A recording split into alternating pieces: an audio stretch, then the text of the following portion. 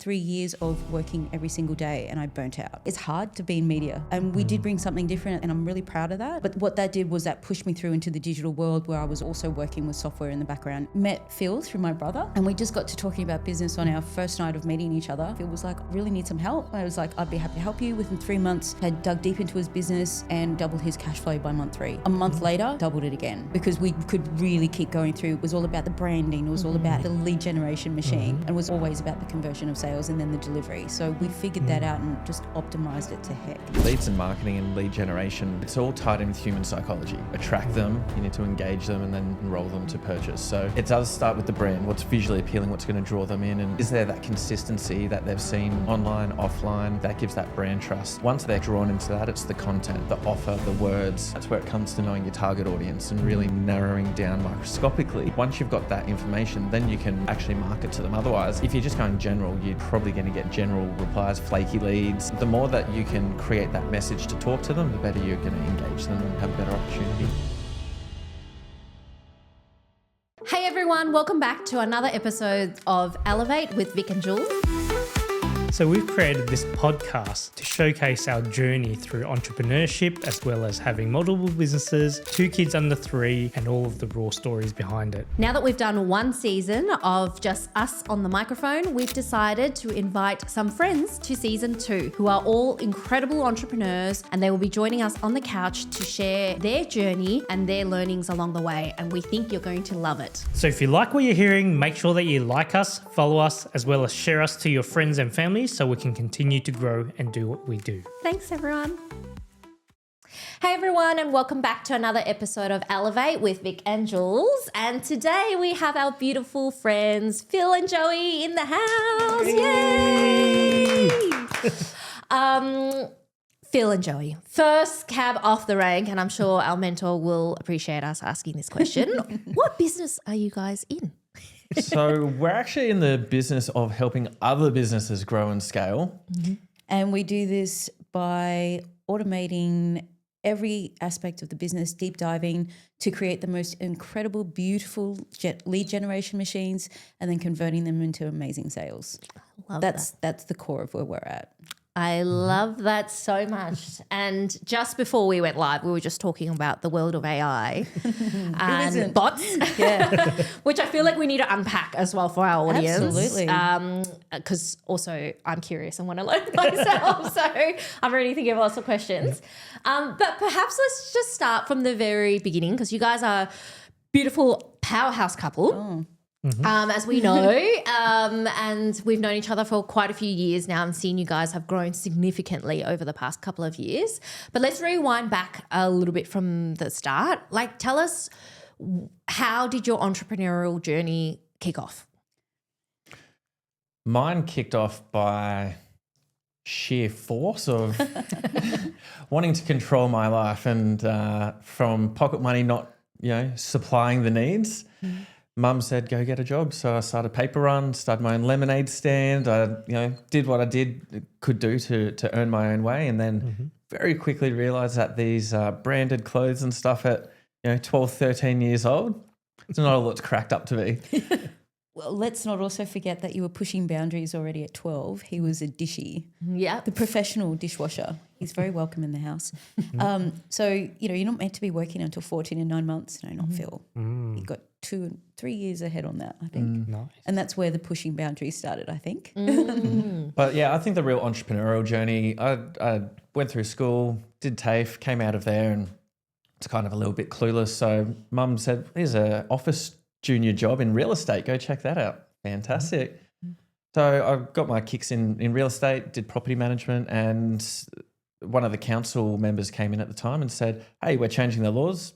There's this thing called swimming pool compliance that's going to be taking place. And I thought that's something I can definitely get into. I've got a lot of contacts in real estate, and one of my friends at the time that we were in real estate decided to start this business, and that was kind of it. It was like, all right, we can do this ourselves. We don't have to work for the man. And in that rat race wheel, here's an opportunity to maybe start our own economy and create something cool. Awesome. And how about you, Joey? I would love to hear your story. Yeah, I think I don't think I found business found me as an accident. I was always happy to be an employee, but I think I got to an age, I'd always had a side hustle. I'm a writer and a nerd. I've always written and then had a computer at 6, which in 1982 was a big deal. And so just always been around words and how can you monetize words? You know what I mean? I kind of figured that out at 14. So I was at a private school and I was surrounded by a lot of very well-off, affluent kids, and I did their homework and their assignments. Really? Well, they were bullying me too. Right, okay. They were really bullying me mercilessly every day, but I figured out if I can do their homework and their assignment, they'll leave me the fuck alone, and they paid me for it. And so there was respect there. They left me alone actually up until year 9. It was not great. Yeah. But after year 9, I cottoned onto it. I actually watched Revenge of the Nerds for the idea. And it brought me onto that. And so I'd always been a writer, and, you know, writing doesn't pay the bills. So being an employee, I started out as a musician. I studied at the Queensland Conservatorium, went through to my master's, was pretty amazing, and then got out of uni and realised I couldn't perform in front of crowds. It was really hard to realise that transition. So I went into music management and then I went into advertising, and that's really where my word skills were honed, and sales and leads, ideas of leads and how to present it were honed. And then I went into a magazine, and I created my own magazine basically with my business partner. It was an amazing experience, 3 years of working every single day, and I burnt out. The magazine, it's hard to be in media, and we did bring something different, and I'm really proud of that. But what that did was that pushed me through into the digital world, where I was also working with software in the background anyway. And then met Phil through my brother, and we just got to talking about business on our first night of meeting each other, and I realised I could help him. And so if it was like, I really need some help, I was like, I'd be happy to help you. Within 3 months, had dug deep into his business, got to understand how it ran, and so doubled his cash flow by month 3. Wow. A month later, doubled it again, because we could really keep going through. It was all about the branding. It was all about the lead generation machine, and it was always about the conversion of sales and then the delivery. So we figured that out and just optimized it to heck, and realised we were onto something really awesome. Yeah. Awesome. I'm taking it all in. I'm like, wow. Okay, so you guys just met, and you on your first date, and then you were like, hey, I've got an amazing skill. I can help you. You know what's so funny? For the first 6 months, we would be sitting down, like watching shows, going, you know, lunches, but we'd have our computers out. She's doing her work, I'm doing my work. We're both kind of in our own lane doing. It was so weird because I had my computer out. I was sitting at his kitchen table. I think I was just going for it. And then he just came and brought his computer and sat down next to me. And I was like, okay. Because previously, anytime I did that, everyone rolled their eyes and go, okay, Joey's working again. But to actually have someone sit down and join me was a very new feeling. So, yeah, for the first 6 months of us being friends, was like there was so much happening business-wise and learning about business was really cool. The fact that we could bring his amazing sales skills and my nerd skills to the table and make something of it was eye-opening for both of us. I love that. I mean, it sounds like the relationship was built around this business as well. Yeah. I mean, tell us a little bit about how that relationship of business as well as your personal relationship growing at the same time. Tell us a little bit about that journey. What are some of the pros and the cons in this scenario? Yeah. Well, we're very romantic. Before we got married, we went to our accountant and said, how can we put our wedding on tax? It's a business deal. Yeah. It's a business That's a hot expense. tip for everyone. It's just, you know, Phil has a Dutch background, and, you know, really the Dutch had the first corporate brand in the world with, you know, the Fair Trading Corporate Company. So and don't ever play Monopoly with Dutch people. Seriously, you're just going to be slaughtered. If you enjoy being slaughtered, go for it. It's a great feeling. No, honestly, the Dutch are really amazing when it comes to sales, and this guy, like, he's so good at it. And yeah, we did come together in business. It was just natural because we were friends first, and we have the same work ethic and thoughts about things. But really, we started to find friction. But a wonderful mentor of ours told us there's friction in the magic. So we lean into that. How do you lean into that though? Because I think a lot of times people find that friction is where they stop because they're afraid of dealing with conflict, especially in new relationships. Like how do you I guess, put a positive spin on it, and how do you guys lean in on that friction? That's a really good question. I think firstly you've got to want to seek it out and look for what could be there. I think that's what initially brought it for us was the concept of visionary and integrator.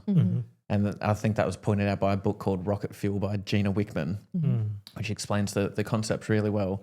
And once we realised that as individual human beings with our own personalities, we've got our strengths and our weaknesses, and to be able to acknowledge and recognise that, then we can lean into it and say, hey, this is what I'm good at and what I'm going to be responsible for, roles, responsibilities, expectations, same for you. How does that come together and do we make that work? So seeking out what could happen from the start based on where our strengths and personalities are, I think that was kind of the foundation. Absolutely. Like we operate from the fact, like if you want to look at it, shareholders, Phil has 51%. But he's always willing to listen to me. And that is annoying for him because he's very high level overview, whereas I'm details. And we've got to make that meet in the middle. And it does frustrate him. But if I persist, and we've been given great tools by our coaches and our mentors. Tools and rules. Yeah, tools and rules. I like that. Oh, that is great. Yeah. So, yeah. And we give each other space as well. Yeah. Sometimes. Because business means a lot, and we're also responsible for a lot of people and their livelihoods. Yeah. So we have to have that space, and then we also come back together. It's great. I like that. Can you give us a little sneaky peek into perhaps maybe a rule that you guys have for each other? Can you share that? So a simple one for me is if I'm feeling overwhelmed and I need some time and space, I'll just say, hey, I need some time and space. And Joe will know, all right, no more like peppering. Yeah. You know? Give me a kiss. Give me a kiss. Give me some space. Let's reconnect in 5 minutes. I always need a kiss before giving space. A kiss and a hug. Yes. And then we're fine with that. For a rule for me, because I do get really, really anxious, and Phil is amazing because he picks up on that, and he'll give me either a squeeze on my leg or a squeeze on my shoulder, and that anchors me. And he just gets it, like, and just touches me. So every now and then you might see him reach over and go like this to me, and I'll be like, okay, yeah, I can breathe. It's okay. I love that. We need to implement that. Yeah, you've got the kick. yeah, I give him a kick. talking too much. It's a real subtle one. But it helps just like to have that. Yeah. So it's so good to be able to have a partner who you can understand, and like partners don't have to have their partner in life with them. That's totally fine. It's just really great to have each other's backs, and nothing can come between us. I love that. And you guys always, obviously we've hung out quite some time now. I always feel like you always demonstrate this beautiful relationship that you guys have, and those little touch moments and so obviously we notice it. And it's really great to see how you guys have this, gorgeous support for each other in spite of, all the stress and the roller coaster that we're in. There's And that friction, is don't worry. And business. other people have picked up on the friction too. Yeah. Well, we all do, right? As Everyone has every friction. couple. But like magic in the friction. Yeah, that's it. So whilst we're talking about you guys as partners, I also noticed that you both mentioned at the beginning stages of your individual businesses before coming together, we'll get there, you also had business partners or people that you worked with. Can you share with us what it was like to start a business with someone that's not, each other right now? And then how did you go about, I guess, perhaps separating out or did that person then exit out of your business and so forth? I'll start because it was an interesting journey. My first kind of 2 business partners were quite similar. So the feeling and kind of desire for me wanting to get a business partner was purely a feeling of comfortableness. Someone to walk through this journey, some support. Going into business sometimes there's that fear of the unknown. Yep. And so I guess I'm a surfer. Here's an analogy for you. So I'm a surfer, and if the waves are amazing and no one's out, I think any surfer's thoughts, like if you don't know the area, like could there be sharks in there? And so I'm always happy to go on the surf. If there's just one person out, I'm like, cool, that's that halves my risk of being eaten by a shark. So I kind of see business, or I did see business as the same thing. I'm like, well, if I go half the risk because I've got double the support, two, like more brains are better than one. Yep. And so initially it was kind of like this gives a bit more oomph going into the business. I quickly realized that there was not the support that I wanted. And to go back to what we were just talking about before about seeking out the friction and setting roles and expectations, looking back, that's probably the one thing that was neglected. It was like, hey, here's this idea. Let's go into business. We know each other, but it didn't go deeper and further. And same with the second business partner, is a pretty much rinse and repeat. So I wanted to get into it because, again, someone to walk there and hold your hand. But at the end of the day, I think business now is so creative and you can do so much with it. So it really comes down to the knowledge, you know, and we can talk about different kind of partners and really understanding your roles is very important. I'm basically the back end, how sexy, and Phil's the front end, sales. I deal with all the stuff, and if I had learnt this sooner, because I think the first time I properly went into business, I was an absolute fucking nightmare for my business partner, and I'm so sorry to them, but I'm so grateful to them for the lessons as well, because I came at it from a creative. It was a magazine, it was words, so it was completely head and up in the air with where my ethics were, and it's like, that's okay, I don't have to eat, I would rather do this instead because I will stand by my ethics. But then after 3 years, I was like, that's actually a really silly way of doing business. I wasn't doing business at all. I was just writing lots of wonderful stories. And it was a really great time. So coming to Phil, I understood how business ran, but this was the next level of things being with a great deal of clarity. And I guess I bought structure. I bought a bit more structure because there was structure there. I just really refined it.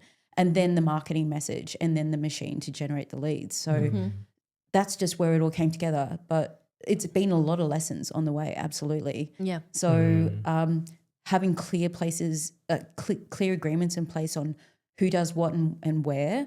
And if there isn't, always have an exit strategy, definitely. That's one thing that Aaron's taught me. What do you bring to the table? What do they bring to the table? How does it transact? How to exit? That's just perfect.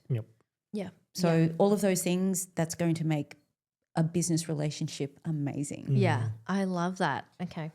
I mean, I love how you're talking about these business partners externally and now having a relationship with someone so close, and that type of business partnership versus the ones that you had previously does make a big difference in terms of, number one, the relationship is so close that you guys put the business within your structure. And then the second thing is, when we're looking at partnership, is like possibly not having another surfer be your partner is important because you both doing the same things or you both share the same responsibility. While here you're the front end and you're the back end, and that makes a lot of sense because they're supporting each other's work. It's complementing. Yeah, it's complementing. Absolutely. Yeah. I remember you guys have described your relationship once, which I think stuck with me as a kite. Yes. Yeah. Can you Phil share is a the bit more? kite. yes. And I love this about him. This is like, I just adore this about Phil.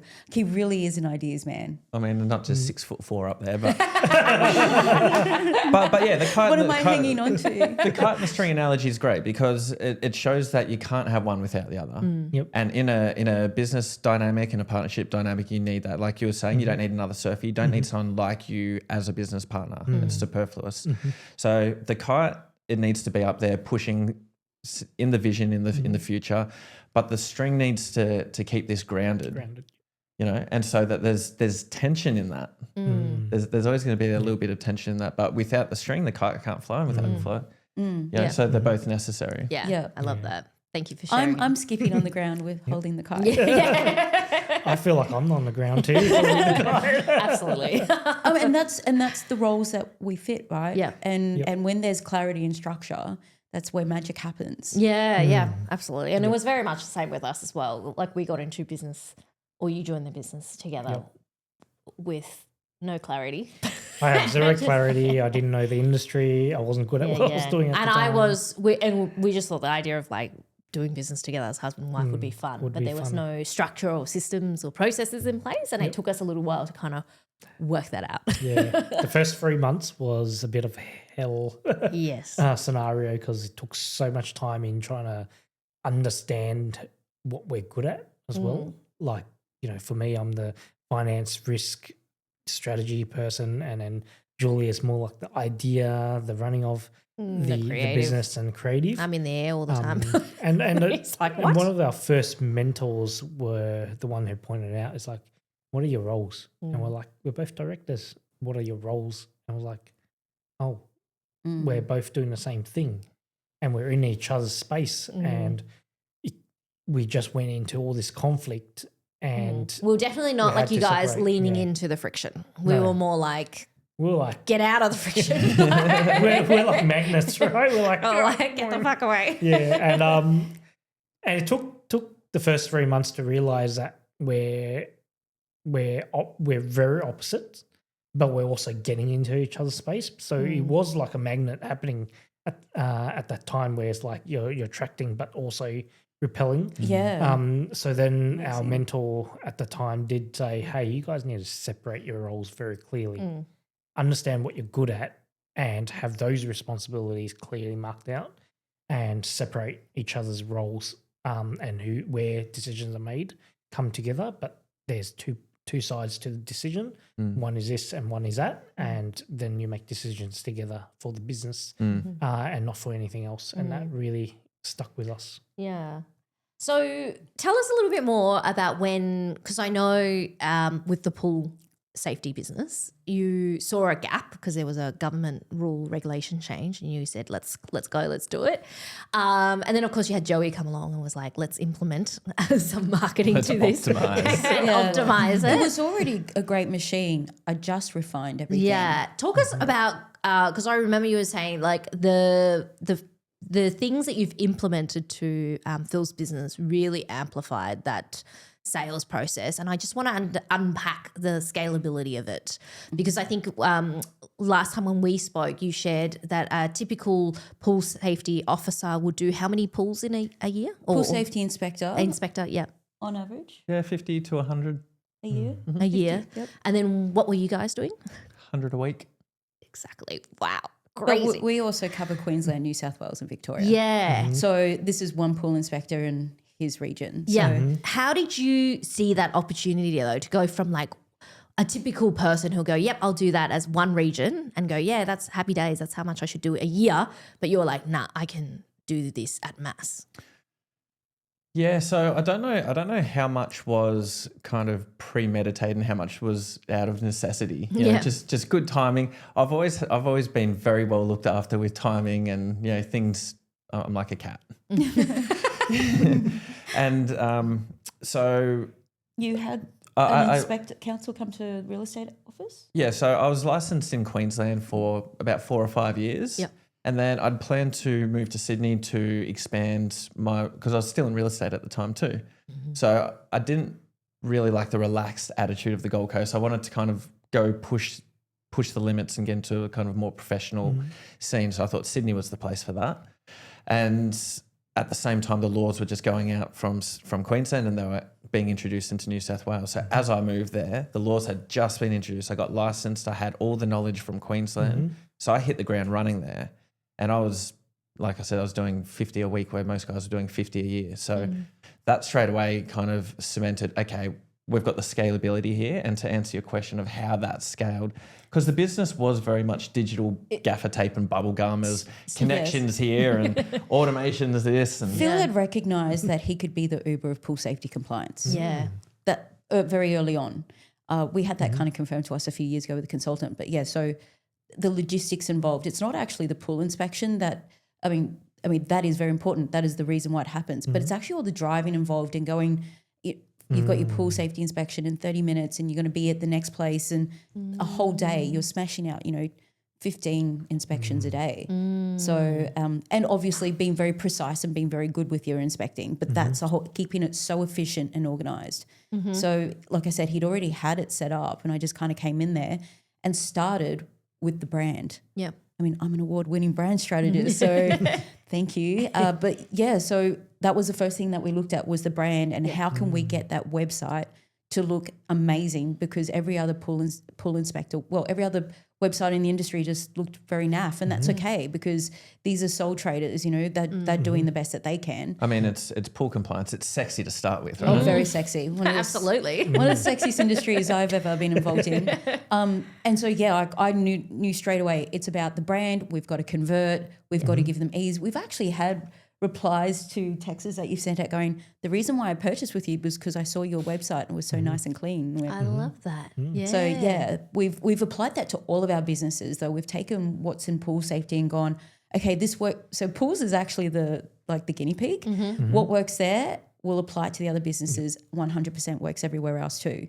So even though we've got 6 businesses, they're really just different departments and they're just cloned of each other. Yep. Rinse and repeat. You clearly have got a formula that works. Yep. So you know. Really knowing your target audience too. That is, yes, you've got a great brand, but the target audience are knowing exactly who they are. You know, for example, the homeowners, they've got a pool, so we're looking at maybe about 2 million plus for a house. They drive an amazing car. They've always got pets. You know, they usually have families, so they'll go grocery shopping at Aldi or Woolworths. Those are the kind of details you've got to know. Wow. Okay. And get very granular. Damn, hell's yeah. Yeah. Interesting. I mean, would love to know a little bit more about the lead gen. Can you give us a quick rundown on a 101 lead generation Hot tip. Yeah. Starts with your brand again. Because if people are going to trust the consistency across your website in which they're going to submit their details or even pay, your brand has to look schmick for them to be committed to begin with. Try and get in all of these little micro commitments in between, like here's something for free and I don't need your details to begin with. Just take it for free. Education, as we've learned from Aaron, you know, if you can give people things for free, we give more education through all of our businesses because we want business owners and property owners and managers to be informed. So if we can give them free stuff, go for it. And then, it starts with it. Having a really great website and it works beautifully in the background. And then to follow on, leads and marketing and lead generation, it's all tied in with human psychology. So you need to attract them, you need to engage them and then enroll them to purchase. So it does start with the brand, what's visually appealing, what's going to draw them in, and is there that consistency that they've seen online, offline? You know, is that all in line and consistent? So that gives that brand trust. Once they're kind of drawn into that, it's the content, you know, the offer, the words, does it appeal to them? And that's where it comes to knowing your target audience and really narrowing down microscopically on their interests, their daily runnings, what they drive, you know, all these kind of things. Because once you've got that information, then you can target and talk to them and actually market to them. Otherwise, if you're just going general, you're probably going to get general replies, flaky leads, people not picking up, you know. So the more that you can create that message to talk to them, the better you're going to engage them and have a better opportunity. Because through our digital marketing advisory as well, it really we're quite specific. We found out that business owners who actually want coaching as well as want done-for-you marketing. They want to be able to deal with every aspect of business. So that's when we realised our advisory had power. So we sit down with business owners and, you know, we've got 60 students between us and we probably connect with about 500 business owners a month where possible. We want our fingers on the ground because then that allows us to help others, but also it allows us to bring that data into the business and keep it like, let's turn this way and let's pivot. That's the strength of small business versus corporate.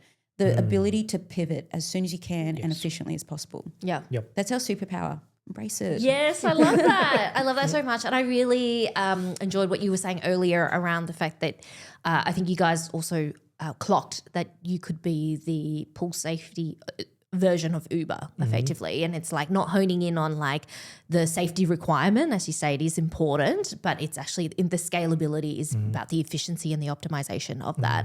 And I think that quite often is what separates from like a sole trader continuing to always operate as a sole trader because they get bogged down into doing the doing and not thinking like more widely and realizing what business they're actually in. So it's really cool that you guys have been able to work that out over time as well. I'm curious, like, what was young Joey and Phil like? I know you shared a little bit earlier about, pushing boundaries, being a writer, but did you always see yourself as, an entrepreneur later down the track? Or what were you like when you were like kids? I would say yes. I was quite. What were you gonna say? I was gonna say mischievous, but similar. Like, and I reflect back on it, but I think it's played out well for business for me because pushing boundaries, business needs boundaries to be pushed. And what I've realized, which is really cool, when it comes to business, at least as far as I know, business has no rules. The only rules that you need to follow are those that the ATO set. Standards, acts, regulations, like those benchmarks to having a business, that's about as much as you got to follow rules. Creating partnerships, value, creating business is as much as the other person saying yes. If you can creatively put a deal out there and get someone to agree to it, then that deal's good. And so if you think through that lens about business, there's no rules to it. All you got to do is set up an ABN, register your BAS each quarter. Do your tax. Don't fuck people over. Pay your bills. But as far as creating business and doing deals, I think that's such a fantastic mindset to have that, hey, this is as creative as we want it to be, as it can be. And as long as that other person sees value in it and says, yeah, I'm happy to go down this deal with you, that's what business is. But yes, definitely tales of a very mischievous child. Phil has a younger brother and sister. There's 2 years between everyone. They both learnt from him what not to do. Yeah. Are they in business too? Kind of. No, well, yes. Well, Tim's in business. He is a really amazing drummer, really incredible. You'll find him on stages all around the world. Well done, Tim. And Claire is a stay-at-home mum, but she also does. She also is involved in psychology. So yeah, she sits back and looks at all this and laughs. But it's funny because there is 12 years difference between Phil and I. So when you say, what were you like as a child? It's like, well, Phil was a child and I was already a teen. Oh, my God. Hey, you know what? Vic and I have a 10-year gap too, so I fully appreciate it. So here's a cool commonality as us as kids. So you're in Balinga on the Gold Coast on the sandy beaches growing up, and I was in Currumbin about 15-minute ride. 5 kilometres away on the beaches growing up. Yeah. So we're both beach bums. Yep. In the sun on the Gold Coast from 4 till 14. Yeah. Till 17. 17. Yeah. So yeah, we grew up on the Gold Coast. There's a lot of similarities between us, but I was definitely a special child, and my mother. I mean, can't you tell she's a Gold Coast girl? Can't you tell? I'm so offended. But I was definitely a special child. I was very studious. I remember because I grew up on a dairy farm and there used to be a piece of butcher paper on the back door to record notes from the day. And so I was like, who wrote that? I was writing from 4. My mum has letters from, bad writing, but a few sentences from me. So I was writing little things from 4 years old. Words have always been everything. I read through every book in the house, which wasn't much. And I was reading my bedtime stories to everybody because, so, and reading the newspaper from a very, very young age. So I came to Australia where I was a very studious nerd and made a lot of friends straight away by putting my hand up going, yes, I know the answer to these questions, as you did in New Zealand. So yes, I was really noted as being that person who did a lot of reading and working on computers and things like that. So I was ostracized from a very young age just purely by being different. And that brings a lot of wisdom to you, looking at things from the outside and being the observer. I'm a writer anyway, so I'm going to view things like that. But it gives you a really amazing perspective of humans. And I remember coming to 14 at the worst of my bullying going, I'm never, ever, ever going to marry a Gold Coast surfer boy, ever. Oh my God. The universe told you Have you otherwise. met Phil? So I was very much into music. Actually, I wanted to go into law, to be honest. And I've talked about this with my parents multiple times, but I think when they were like, no, your husband will look after you. So we'll put you into music and you'll marry a rich doctor and you'll be happily ever after. No, that did not happen at all. I went into music. I married a jazz musician. not Phil. And yeah, that did not work out. And so we were like, where's that rich life that you're talking of? But I was always destined to write because through my music, I became a music journalist and brought something to the music industry that had, like, I've done my master's in contemporary musicology, classical piano, jazz vocals. So I bring this real technical scientific aspect to it. And I also have synesthesia, which means I see music with colours. It's pretty cool. So bringing all of this, it really changed how people viewed music because I brought a real seriousness and professionalism. And so, yeah, I wrote amazing articles. I got to interview with some of the most incredible people in the world. And it's funny because that, like, why do you do this has actually been the mainstay of my entire career. Yes, in music, with music journalism, but also in business because it's like, why do you do what you do, which defines your brand? Like that question of why. So that was my first word when I grew up, and it's still something that I use today, and it's incredibly handy in business as well. That's so beautiful. I don't think I fully realized the in-depth relationship you have with music until now. Like I think this is like the first time we really we did. You did mention to us that you were in music, but but not to that level. Extent. I love that. I'm curious though, because I think. I just want to unpack maybe, if we can, that sense of belonging. And I know you've mentioned that, as a younger age, you were seen as being different and therefore, there was a bit of bullying happening, which, as adults now, like, having met you and known you for years, you look most confident, happy, bubbly kind of person ever that we know. How do you, I guess, overcome that sense of belonging or that bullying that you had in your early years to really define yourself as you are today? Oh, bullying is probably quite natural. I mean, I know it's really frowned upon, but it was natural. It's just something that happened. I probably bullied other little kids too. I wouldn't be surprised if I did, but because you learn, you do, right? But I guess for me, I just knew I was different. And 1983 Gold Coast, okay, there's my dad who's white. There's my mum who's not white, my colour.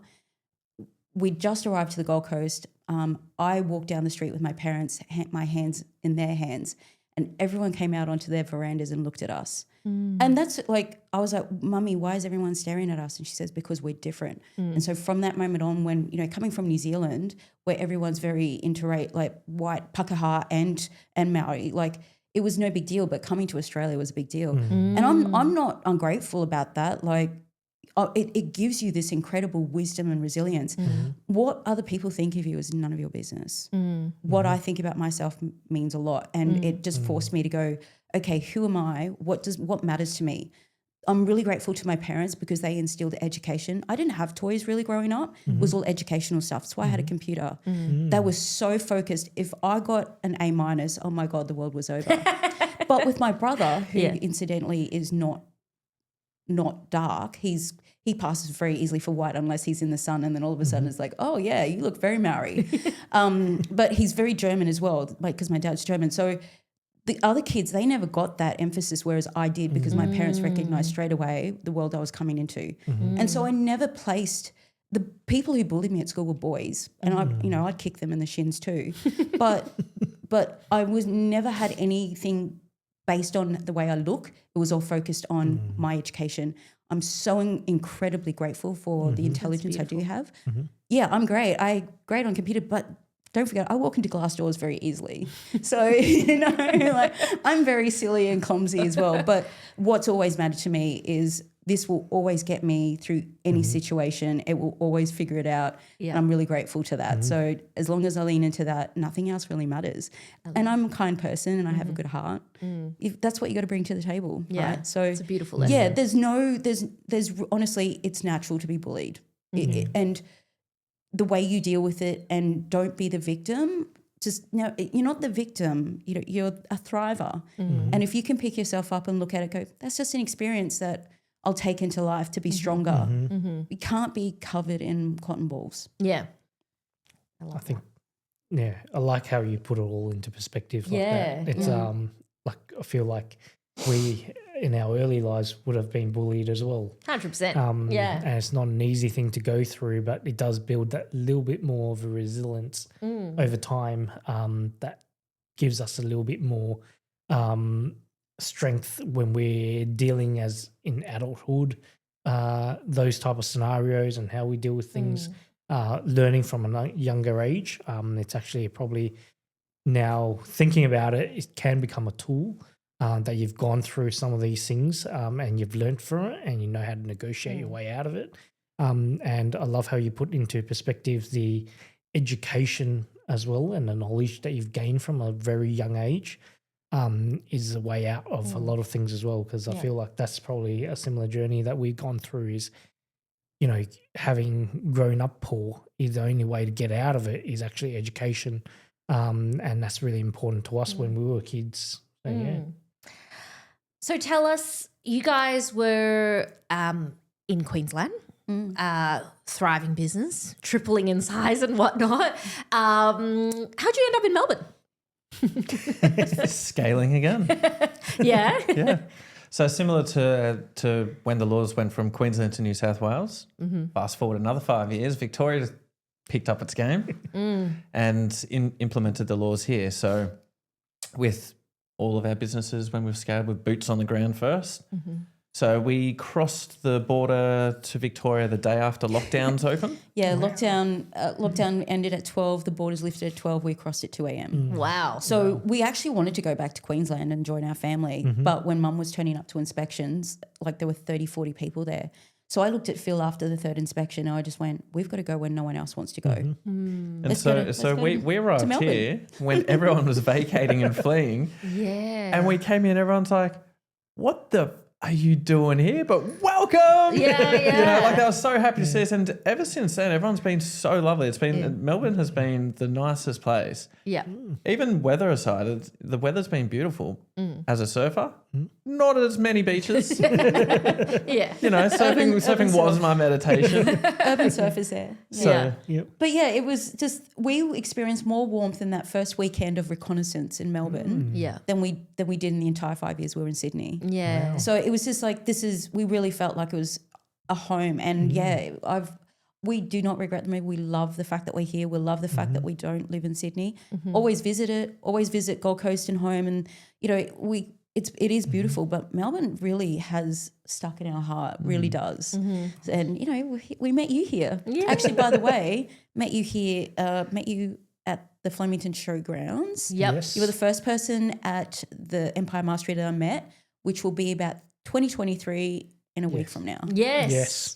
In May. Yes. So 3 years we met you. Wow. Julia was the very first person. Yes. Because you know, right at the beginning, go and have Say hi. Talk. organize. Yes. Except I thought you lived in Adelaide. Got that mixed up. But yeah, We've met a lot of people that day. Yeah. But I do instinctively remember that we said hi to each other and then became friends. it was so awesome. Yeah. And then I realized somehow along the way that you and Victor were married because Phil and Victor, I think, had hooked up and then we all hooked up. You were like, wow. Yeah, we're all great. I know. I love it. Power couple. then there was the awesome foursome. Yeah, it was such a good journey and connection. So much great food Yes. throughout our journey as well, like sitting at dinners and lunches. Yes. It's been so awesome. Yeah. All these experiences along Yeah. the way as well. Different states, different countries that we got to travel together. Yeah, as it's well. been Yeah, incredible. it's true. Yeah. And some really beautiful, magical moments. They really have been.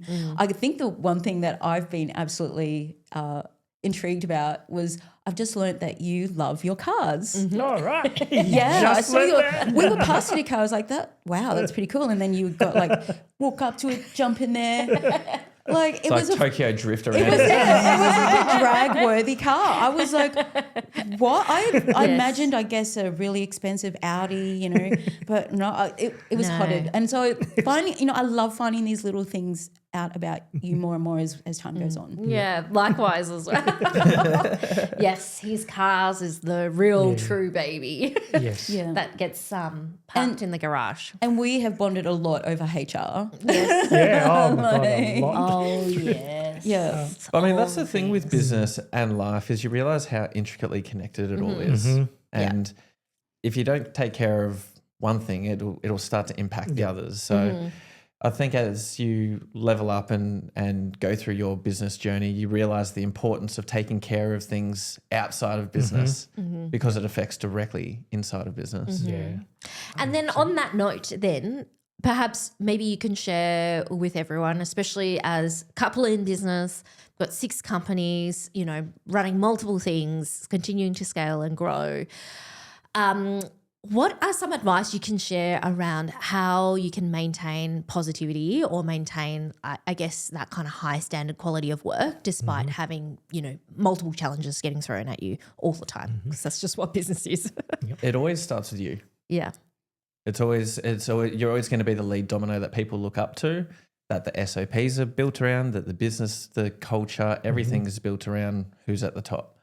And so if not you, who's the next person you've got in place, and how well are you setting them up for success so that drips down to the rest of the team. Absolutely. You have to set the benchmark. You've also got to find champions of areas as well, because you teach them really, really well. And then Loom as well is really amazing for SOPs. It starts with SOPs. You set the benchmarks, you've got the SOPs, you can't go wrong. For those that don't know what that is, standard operating procedures, processes.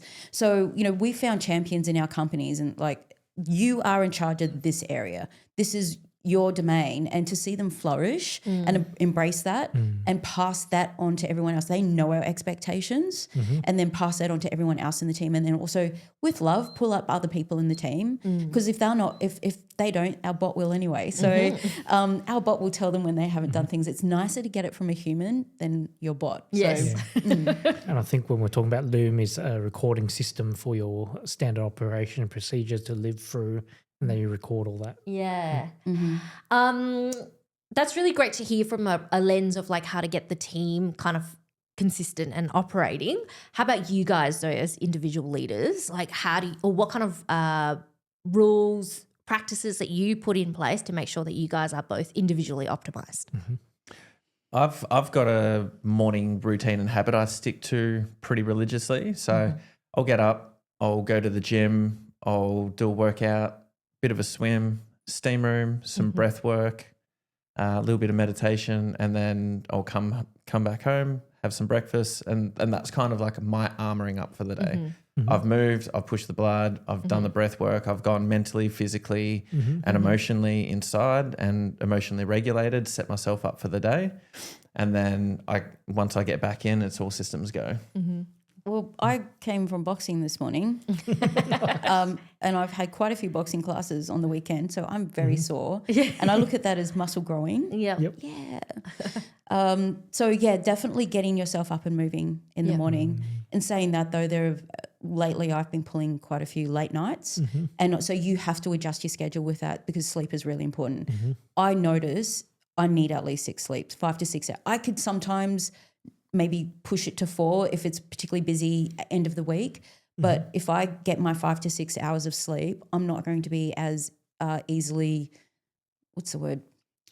agitated. Yeah, that's the perfect word. Agitated as the day goes on, because you get agitated, you're tired. So making sure you get the right amount of sleep regardless of when, and then just moving straight away. And definitely meditation for me. I have my favorite meditation called The Love of All Things. And it quite literally, it's about you rising about 300 to 400 meters above the earth, finding the earth center and just connecting your love to it. That never fails to bring me into an amazing state. You can take 5 minutes, you can take 30 seconds. And I can, on certain full-on days, I might meditate for that 5 times. But I always come out of it a lot better because, and I was going on bike rides and we love bike riding. We've got e-bikes. We're tearing around like in the back streets. Sometimes I lose Phil because he's very adventurous. But I'll be like, where am I? And I'll hear behind me, hi. Sounds like a loop around. So there's a lot of fun. Having fun too. You really need to make sure you schedule aside fun. Like, you know, we play with each other a lot. It's great. I mean, I was playing with Lego the other day and I was like, please come and play with me. Phil came and sat with me. We had the best half hours just having fun. That's so important. And being able to find fun with your team members as well. Like I mean, I'm a DD, disc profile personality, which means don't tell me how you feel, tell me how you're going to get it done. So I actually have scripts where I go, ask them how they are. Yes. I have to because I'll forget. Yeah. I'll go straight into work. How are you today? Okay, 45 seconds. Cool. Can we talk? I love this. I can understand that because I'm probably He's the same exactly the same. profile. I'm like, have you done this yet? And I was like, oh, how's your day, by the way? It always comes before. I was like, oh. Send, unsend. No, it has to be the other way around. Yeah. And it's like, but it's just like, you know, your mind just focuses on task and what needs to be done and all that. And But recognition is important, though. The Yeah, fact but that then you I guys was like, it always, Awareness, yeah. yeah. the awareness is important. And for a very long time, I'm not aware of it until Julia goes, you can't ask people how they are first. Ask them how their weekend is first before going into work. You can't Half the just time throw he's in like, I don't give a questions. crap. And I was like, that's not the point. Yeah, Well, that's why we have our complementing partners, Yeah. partners reminders. Do you have like how to manage Jules and how to manage Victor? Yeah. Document? Yes, we do. Yes. Yes. It's like, mine's cool. Mine's really awesome. It says I like tea. I like zombies and anything cute. That's how I start. I'm like zombies too. You must be the deep profile. And I know what you like. so that's always a really good start because Yeah. it's like whenever people are like, oh, she's annoyed, let's start talking zombies. Yeah. Yeah. That's cute. Yeah, it's like, I love your reminder though about having fun. It's so true. Hey, because when building a business is that journey is fun, but sometimes you do get so engrossed in the nitty gritty, the challenges, the problems that you get piled on, and then you forget because you're constantly like trying to fix things or do things that you forget to take a moment and play Lego for half an hour. I love that. That's really, really important and a good reminder. I'd rather play PlayStation, but that tends to go longer than 30 minutes. So. Play something appropriate for the time gap you have. Yes. But I think it's a good point just to acknowledge as a business owner, you're going to have seasons too. Yeah, like as we all want to try and keep that habit and the routine as consistent as possible. Sometimes it's just not practical. And a good example of that is like at the moment, I explained what my ideal set myself up in the morning. I'm in a season at the moment where I do that. I come home, I work all day, I have dinner, and then I code all night till 1, 2, 3 in the morning. Because at the moment, this is the season that I'm in. So I'm doing a lot more and probably not getting as much of the other elements of life at the moment, the fun and the stuff. We still absolutely do make time for that. But I know that this is a short season. This is a 2-3 month stint where I'm going to be getting much less sleep than I'd like. You know, there's going to be sacrifices.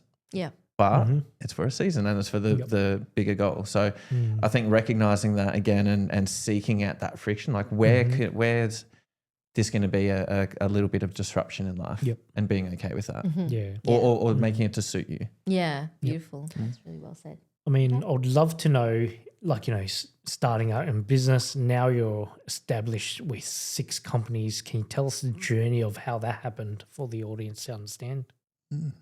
Well, we came to each other with our own business. Well, technically Phil had 2 because he was a real estate agent and also pool safety inspector. So we found that the engine of what we had as a business could actually be scaled because we had to customize what we do as an Uber for pool safety compliance, right? So we realized it could be scaled for other service-based business owners just like us. So at that point we had 3 businesses and that's when we met Aaron. Phil's actually been a student of Aaron for the last 10 years. He and my brother went to Sales King, which is Aaron's boot camp. And so when we came to Aaron the second time, we had 3 businesses. With Aaron, we realized that there were other businesses that we could Complement. We've got 12 entities. Like we're just about to step into franchising, which is about 4 brands of its own. So, and then we've built other businesses on the way. We also have a decluttering professional organizing business. And that's how it's scaled. So we had the pool business, that was the core business. And we'd scaled that nationally by this stage. And so once we learned how to do business smarter, not harder, we learned that we can leverage our existing resources in our businesses and we can, expand our footprint much quicker, leveraging the partnerships and relationships and database and knowledge that we had. So we went very quickly from 3 businesses to 6. Another one was we just realized we had an in-house marketing team, and every time, because I can't be doing social media posts, can't be doing Google ads, I've got other things to do to affect my number. So we'd outsource our marketing, which you're having issues with at the moment and enjoying a great deal, I can see. Yeah. So we were finding anytime we stepped out with marketing, they would fuck up. We'd have to step back in, and we looked at each other and went, wait, if we can do this, let's just bring it in all in-house. So we did. Built a team and then became an advisory. So again, it's just really going out there and just making sure what we do is really great and being able to push it into other areas. So then now we're able to bring the scale of our skills to equity partnerships, other companies that we can, partner up with or get equity with. We are a bit of a powerhouse. What we bring, because we want to help others be amazing from what we've learned. So it's possible. It's just how to make it happen. Just got to sit down and bring a bit of creativity to the table, right? Yep. I love that. This has been such an insightful conversation. Yay. And I feel like, I've learned heaps about you guys as well. It's so many good points that you've shared. That's great reminder on where we're currently at with business and our headspace and things as well. I am curious, let's end the podcast on perhaps some advice that you can both share. And the question for you both is, seeing that today we've discussed a lot about partnerships and relationships, what's one advice that you can share with our audience who may be seeking out a business partner or is already in a partnership relationship for their business? What's one advice that you would give them, like a hot tip on how they can improve that partnership relationship that they currently have? I think one trait that is a must is that constant seeking of new knowledge, wanting to upskill, learn new things, learn new ways to do business. Like, you've got to have that constant hunger to keep on learning, because business is so incredibly deep. Yeah, the further you go, the deeper it gets.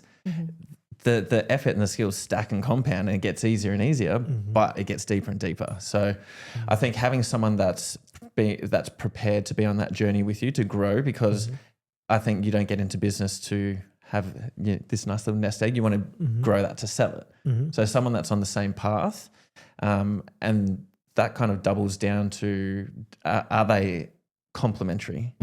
So are you just getting another yourself to replace, or are you getting the kite and the string, or the visionary and the integrator, like that person that's going to complement you? Oh, yeah. I think we discussed it earlier with roles. I think that is so, so important. Know what you're good at. Know what you're shit at, find someone to complement that. Like, I'm not great at leadership. Like I said, I'm a DD personality. I don't actually care, but I do care about you being productive. So if that's going to make you productive, awesome. But I'm sure they don't actually care how I am either. It's okay. But we try and also add a bit of fun into it. Absolutely. Like, if you can laugh, at least laugh. Feels great as well. Sometimes you'll go to everybody, okay, like, let's everyone stop, let's take a breath. If we're all collectively on the same page, try whatever you can to be on the same page, because that's going to be, if everyone kind of knows what's going on, we know what we're good at, we know what we're not great at, we can all move together in the same direction. I love that. Well, thank you so much for joining us on the podcast, guys. It's great hanging out and chatting and unpacking all things life. Oh, we can't wait to learn more about the franchise side of it. Perhaps invite you back for another episode to unpack that side of things. And oh my gosh, we didn't even get to talk about the AI side of things.